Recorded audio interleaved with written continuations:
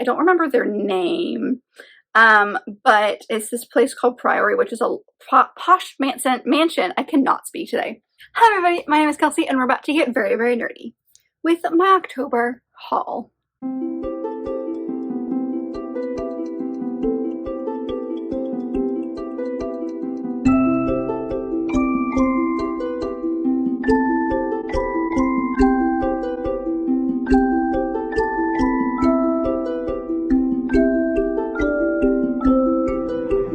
So October was a month.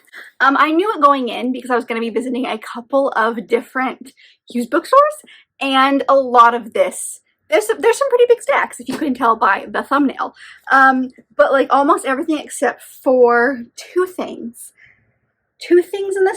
in this video came from a used bookstore, and then I was gifted a couple things near the end. So we have quite a few books here, as we usually do, but this month is a little crazy. November is also going to be a little bit crazy just because I know I'm visiting some more used bookstores, and while I know I buy a lot of books, when it comes to used bookstores, I buy even more. So we have a lot to get to. I'll link everything down below like I usually do because I'm probably not going to talk about these in as grave detail just because there are so many of them and there's a lot of romances. Surprise, surprise. So let's dive in and see what we picked up.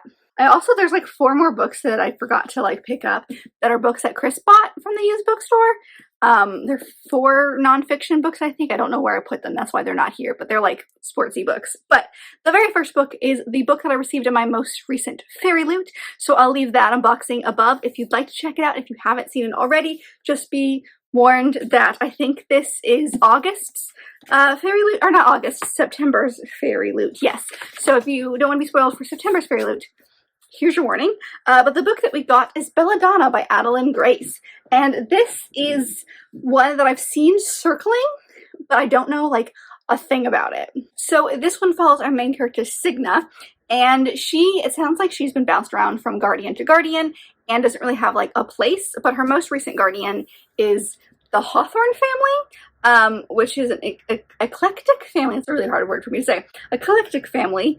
And the patriarch mourns the death of his late wife, and then the ghost of said late wife shows up and says, hey, I's been poisoned, and she teams up with death himself, to figure out what's going on. I don't really know, but it sounds spooky, it sounds gothic, it sounds fun, and like I'm really in that like spooky gothic vibe, even though like we've hit November and I'm usually into the more mystery, like cozy mysteries. I'm feeling this. So maybe we'll get to this relatively quickly, but yes, this was the most recent one. It's absolutely gorgeous. Look at that spine. I love FairyLoot books. They're always so stunning. I mean, look at that art. And this one is no different, and it's purple, which is one of my favorite colors, so it's just like extra special. But yes, this was the one that I received in September's box. Now we're diving into the used bookstore. So I picked up a couple of mangas. The first one is the 3rd volume of If It's For My Daughter, I'd Even Defeat a Demon Lord. This is a manga series that I don't actually know how many there are of them, but I picked up the first one when I was going through like that season where I was trying to figure out what I wanted, and I'm still kind of doing that, but I really picked up like the first volume of a bunch of random things. I picked up this one because the name sounded funny, and it was honestly such a cute story about this guy who is an adventurer, and I can't remember exactly what that job is, but like that's actually a job, and he comes across this girl who is the daughter of a demon lord and like kind of adopts her, takes her into his like family, and like his little friend group. It's kind of like a found family, and it's her just kind of, it's just them being really, really cute, and he kind of becomes her guardian. So I have the first 2 volumes. I've only read the first one, but I do have the first 2, and they had the 3rd one there, which, how ironic would it be that I needed the 3rd one next, and that's what they had. Like, that was just almost too perfect. So I picked up the next one because I do want to dive into this one again, and I'm just kind of like, it's that series that I know I'm going to read a bunch of, so I'm just like collecting them at this point. So the next one I picked up is the very first volume of what's called Love as a Foreign Language, and it's by Jay Torres and Eric Kim. So this one's kind of weird because it is a manga, but as far as the like presentation wise, it's like pretty normal for like American standards. I'm thinking that's because it's what this is about. So we follow our main character Joel, who just despises Korea. He's in Korea teaching for a year, and he cannot stand it, and he cannot wait until he can go back to North America, go back home, and be back in his own culture. And then right as his like year is coming to the end, he kind of starts getting feelings for Hana, who is the new secretary at the school, and it seems like a romance is going to blossom between the two of them. I don't actually know how many volumes there are of this. I feel like there's not too many, but it just kind of sounded interesting. So I'm wondering if it's because it's so based on like someone from North America in Korea that maybe they like made the book quote unquote normal for American, but very different for like manga style. I just realized that as I picked it up. But yes, I picked this one up. It looked like a fun romance manga, so we're gonna give it a try. All right, and then I picked up, the main reason we went to this used bookstore was because of the readathon my husband and I are doing. If you haven't watched that TBR, you should. We're doing like a mystery readathon that he kind of like created for himself, and that we've kind of like put out on the internet if you'd like to join. But one of the prompts is true crime, and like while I love true crime stories, I love like true crime YouTube and podcasts and stuff like that, I don't actually read a lot of true crime, so we needed to pick some up for me because I didn't have any, and there's a few downstairs and none of them looked interesting, so I picked up 4.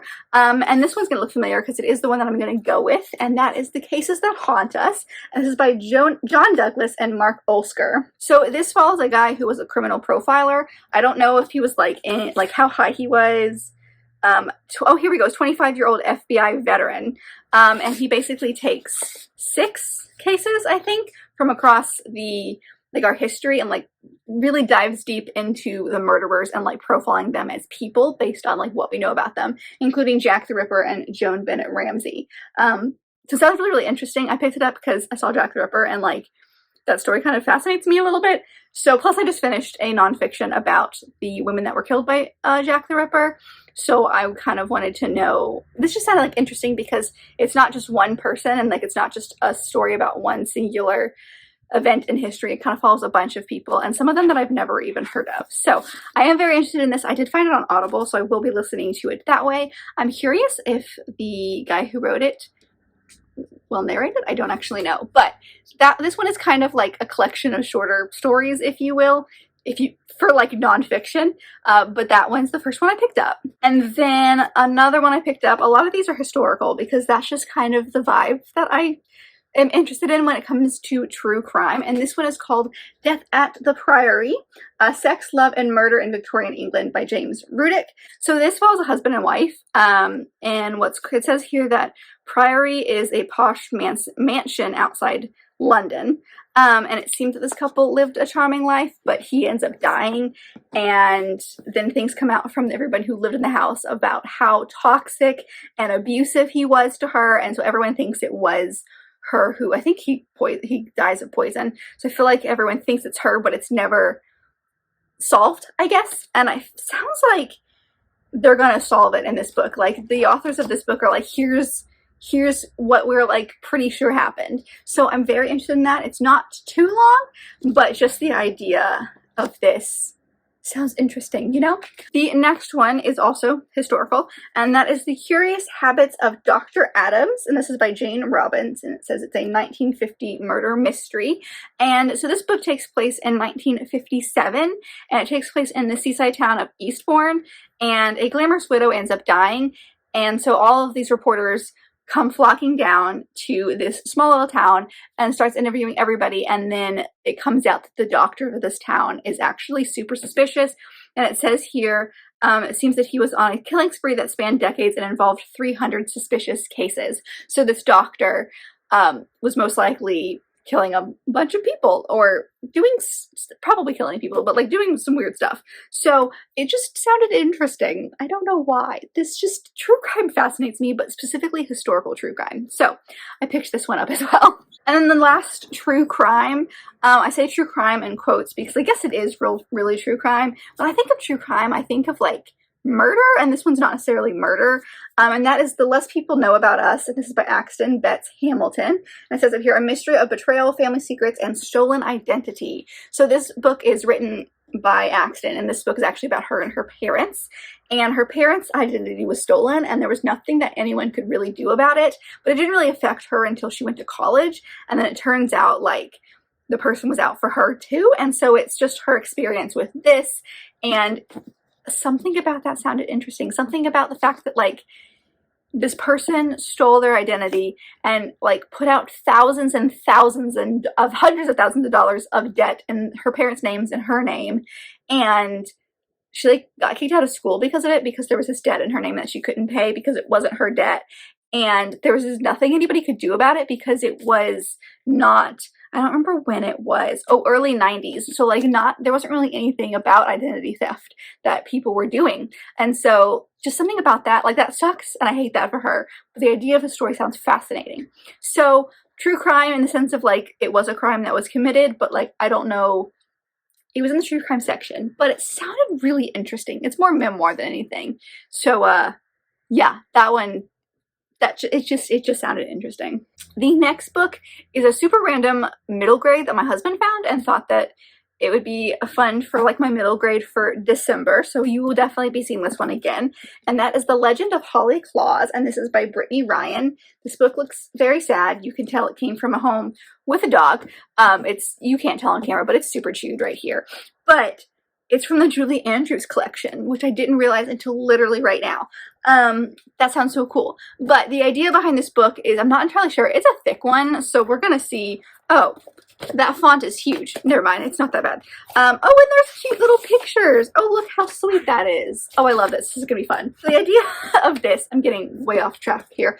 The idea of this is that Holly Claus is the daughter of Mr. and Mrs. Claus, and they were gifted with her, and something happens, like there's some curse that like awakens when she is born, and so she ends up being like growing up in the real world rather than like the North Pole, and so she's grown up into, it says, a beautiful and selfless young woman, and it takes place in Victorian New York, which sounds fascinating.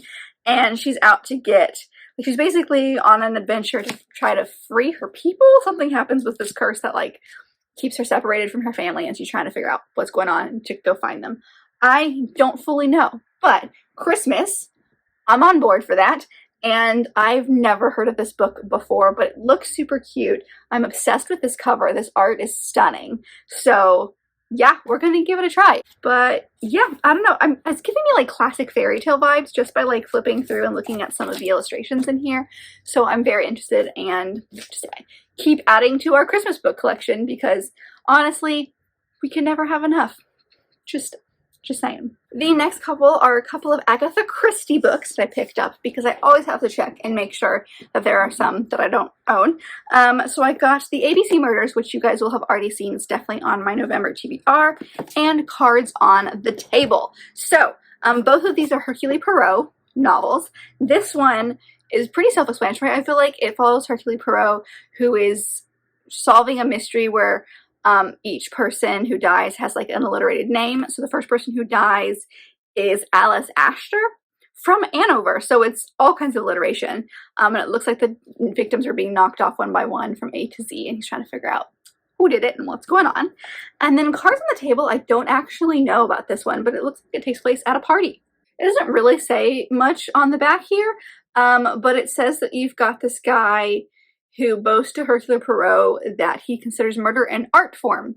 And the detective has some reservations about going to one of his parties, but he ends up going, and it sounds like that's really all it says. So I'm thinking that maybe there's a murder at this party. Honestly, the back gives like zero information, but it has this fun illustrated cover, which I love collecting the books and these editions. I don't actually know what they're called. I guess they're the Harbor editions. So these are the two Agatha Christie books that I picked up. So the rest of this, well, the next section is mostly romance. Surprise. I got a couple of historical romances. One of them is Jane Austen's First Love, and this is by Cerie James, who wrote one of my favorite books of all time, which is The Missing Manuscripts of Jane Austen. I'm obsessed with that book. So really anything this author writes, I'm going to snatch up. And I have the other two books that she has written about Jane Austen, and this is one that I don't actually have, and it follows 15-year-old Jane Austen. And honestly, that's all I need to know. I'm sure it's about Jane Austen finding her first love, but like seriously, I know almost nothing about this book because I just love this author so much that I didn't really need to know. And I picked it up anyway. So, yeah, maybe I should know what it's about. Oh, there's a guy named Edward Taylor who's a fascinating young man who is truly worthy of her affections. So it's given me like, well, what was that movie that came out with Anne Hathaway, Becoming Jane? It's giving me Becoming Jane vibes. And then the other historical romance I have is going to look a little familiar because I have another one as part of this series, and that is Colonel Brandon's Diary, and this is by Amanda Grange. This author has a series of diaries that are the main male lead from each of Jane Austen's books. I do have, who is it, Captain Wentworth from Persuasion, and this one is Colonel Brandon from Sense and Sensibility. So this, on the back here, it sounds like it's going to take place a lot before the book Sense and Sensibility, because there's a lot of character names on here that are important in Brandon's life before that book, but it's his diary, it's from his point of view, and just the idea of having all of these books, maybe not necessarily set, like having Sense and Sensibility told from his point of view and having Pride and Prejudice told from Darcy's point of view and things like that, but just like getting in their heads fascinates me. So this one was there, and I'm now just collecting them because I think this is a really cool idea, even though I haven't read anything. And now I'm questioning if I feel like I've read something by this author, but maybe I made it up. But yeah, that's what I picked up. Now I've got some contemporary romances that I picked up. I actually have, these three are ones that I've had on my TBR for quite a while, so I'm glad to get the physical copies. The first one being Roomies by Christina Lauren. I am trying to collect everything in these beautiful paperbacks by this author duo, and this is one that I didn't have. So this one follows our main two characters, Holland and Calvin. And Holland sees Calvin, it sounds like he's like one of those musicians that's like on the street, and she's like obsessed with him. She has a huge crush on him, even though she literally knows nothing about him. And then one night she ends up getting attacked by someone who's drunk, and Calvin saves her. But the minute the police show up, he like runs away. And so she's like, I know how to, you know, pay him back for this. So her uncle is Broadway's hottest musical director, and so she gets an interview with her uncle, or an audition with her uncle and this guy, and basically gets him hired. But they find out real quickly that the reason he ran away from the police is because he's in the country illegally. He's from Ireland, so they end up having like a green card marriage, and of course shenanigans are going to ensue. I did not realize what this book was about. I thought it was just gonna be like a fluffy rom-com, but there's like way more layers to this. I should have realized, considering that the O's and Roomies are definitely wedding rings. Anyway, so yeah, that sounds fascinating. I think at this point, I think there's only like 2 books by them that I don't own. So feeling very excited about that. But yes, I did pick up this one because I saw it there, and they never have Christina Lauren books there, I swear. So glad I got this one. The next one that I picked up is Something to Talk About, and this is by Meryl Wilsner. So this follows, basically it's set in Hollywood, and it follows Jo, who is like an actress, and her assistant Emma. And so they are photographed on the red carpet, Jo making Emma laugh. And so there are rumors now that the two of them are involved, which it says here comes at the worst time because Emma was planning on getting a promotion and Jo has a new movie coming out. And so they are just trying to like survive this like gossip mill, and then they start spending time together and think that there might actually be some truth to said rumors, even if they weren't aware of it. So it seems like a female-female romance. It seems real fun, and I've seen this around a bunch. It came out a couple of years ago, and I've had it on my TBR ever since. It came out in 2020. So I was really excited when I saw it there, because I've had my eye on it, and I just haven't ever like finally, you know, pulled the trigger, if you will, and I did, and I think it's gonna be so good, so pick that one up. And the other one is, I'm not even sure this is a romance, so now that I'm thinking about it, and that is The Dead Romantics, and this is by Ashley Poston. So this one follows our main character, Florence, who is a ghostwriter for a romance author, but she just had a terrible breakup, as most of these stories start, and she no longer believes in love, and so she's asked to her editor for an extension, and he won't give it to her. Then she gets some bad news and has to go home, and is still on this deadline trying to write Going Home for a Family Tragedy, and ends up seeing a ghost in the church. And she is confused by the fact that she can see said ghost, and the ghost is confused by the fact that he is there. And I don't know what happens there.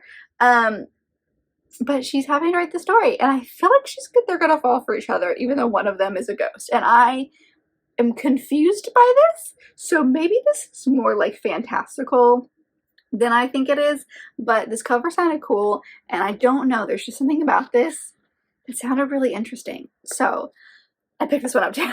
The next couple are middle grades that we picked up, the first one being Holes. We both read this one when we were growing up and have seen the movie and loved it, and just my husband wanted to get a copy of the book. I'm sure many people know what this is about, but we follow our main character Stanley Yelnats, whose family is under a curse, and he was in the wrong place at the wrong time, and he basically was unjustly sent to a boys detention center where they basically just dig holes all day every day. And he makes some friends there, discovers some stuff about his past, you know, fun times. But we decided, well, Chris decided that we should have our own copy, so we picked that one up. And then we got a copy of Ginger Pie, and this is by Eleanor S. Estates. I know nothing about this book, but it looks like it's about a dog, which is cute. So this follows the family of Pie, which is like a mom, a dad, a few kids, and an uncle. And they get Ginger Pie, who is an intellectual dog, famous pup, and does tricks and all that kind of stuff until someone steals him.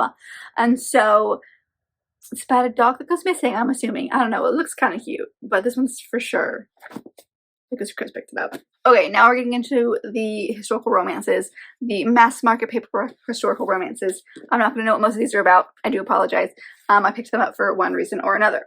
The first one is The Chief, and that is by Monica McCarty. This is part of the Highland Guard series, which is a series that I'm collecting. I've got a bunch of them right here, and I'm trying to collect all of them. I don't remember how many there are. Oh, there's fun stuff falling out. Okay, I love going to used bookstores. Oh, it's the order receipt of whoever bought it. So I know I talk about this every time I get books from this series, but it basically follows Robert the Bruce, who is fighting to free Scotland from English rule, and he handpicks 10 warriors to help him do that, and each book follows a different warrior from his group, and they're called the Highland Guard. So Scottish romances, fun times. Saw this one, didn't own it, picked it up.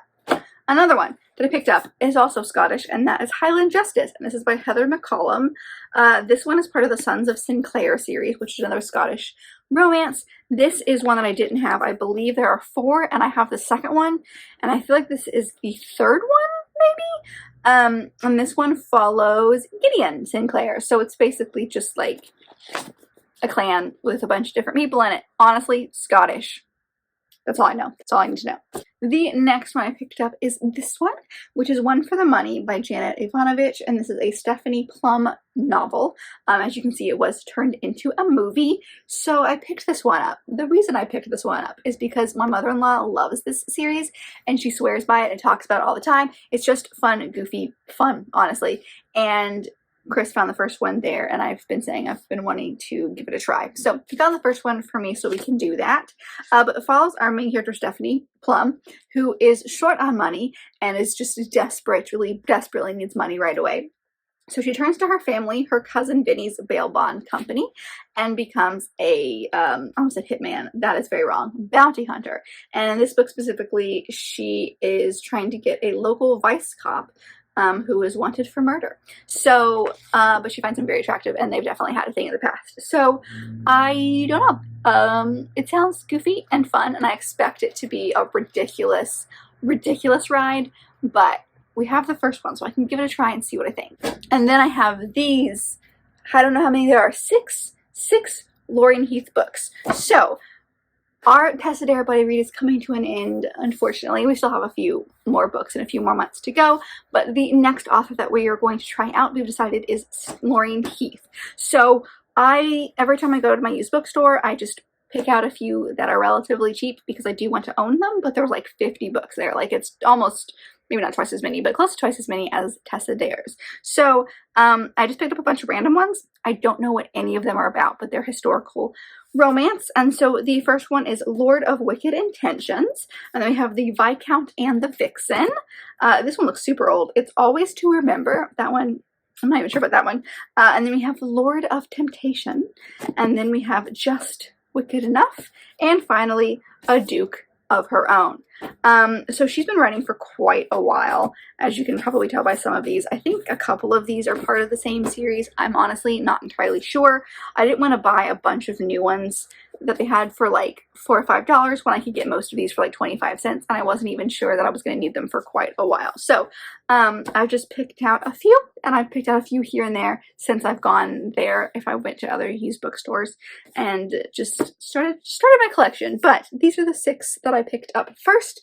Again, we'll leave all of everything down below because I don't know what most of these are about, but historical romance that looks like it's mostly set in Victorian England. I'm not entirely sure. I know she does have some westerns, but most of these are set in England. The next one, we are so close, you guys. The next one is a pre-order that came in, and that is The Belle of Belgrave Square. And this is by Mimi Matthews. This is the second in her Bells of London series, which I read Siren of Sussex and absolutely adored. And it says here, a London heiress rides out into the wilds of the English countryside to honor a marriage of convenience with a mysterious and reclusive stranger. So we've got Marriage of Convenience. It sounds almost like Hate to Love. This book specifically follows Julia Witchwood, which is someone that we did meet in the very first book, and the guy in question is the notorious Captain Jasper Blunt, who was once hailed as a military hero, but now he kind of hides in Yorkshire. It does have to do with horses, so if you like horses and you like clean romance, the first one was super clean. So if you're someone who likes horses and romance, clean romances and stuff like that, because this friend group all revolves around women who ride horses really well. So I'm super curious about this one. I feel like if I'm correct, there is a character in this friend group who suffers from really bad social anxiety, and I feel like I remember it being Julia.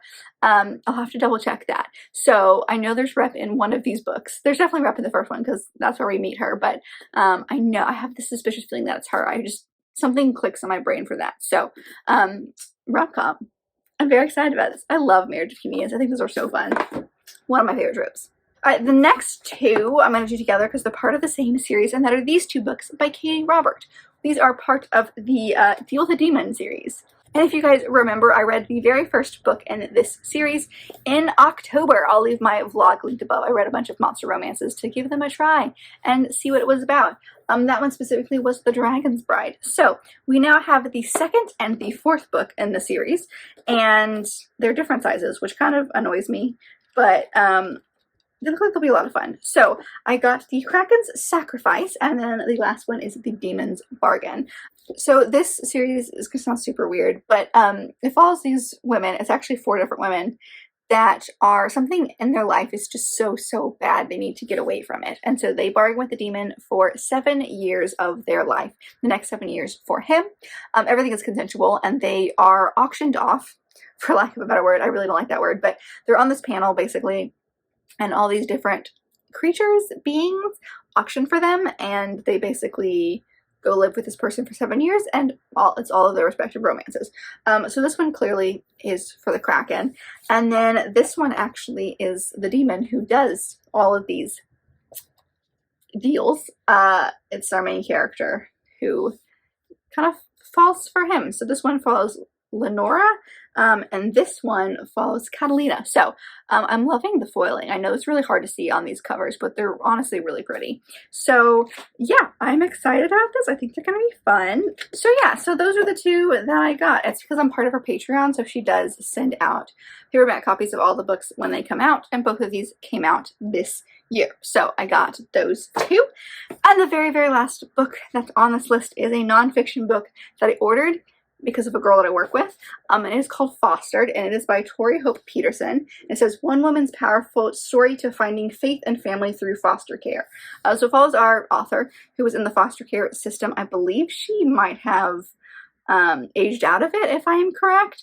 And it's her story and finding religion and just kind of like coming into her own.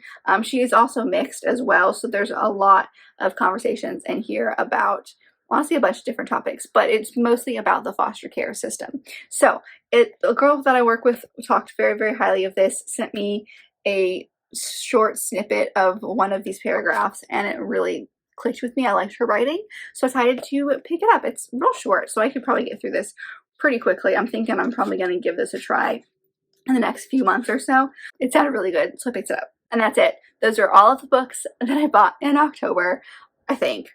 I hope there's no more because this is ridiculous. But I hope that you enjoyed this video. As always, they are ridiculous. But I hope you enjoyed. If you've read any of the books that I mentioned in today's video, as always, feel free to let me know down below, or if there's a book that you hauled recently that you are very, very excited about, I would love to know that as well. But if you like this video, and I very much hope that you did, don't forget to give it a big thumbs up and subscribe down below if you'd like to be part of this awesome growing family. I've also got all my social media down there as well as other fun bookish links, so we're going to check all that out, and I'll see you guys in my next video. Bye!